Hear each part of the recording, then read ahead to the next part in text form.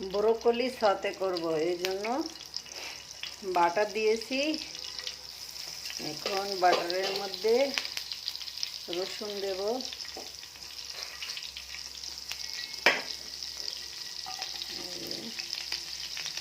রসুন কুচি, একটু পেঁয়াজ দিয়ে একটু হালকা সতে করে নেব। 2টা কাঁচামরিচ দিব। এখন ব্রোকলিটা দিয়ে দেব।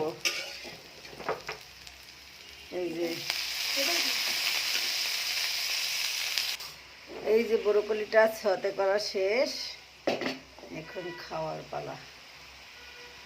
এই যে ব্রোকলিটা সতে করা কমপ্লিট, এখন অফ করে দেব। অনেক সুন্দর হয়েছে, খাইতেও মজা হবে।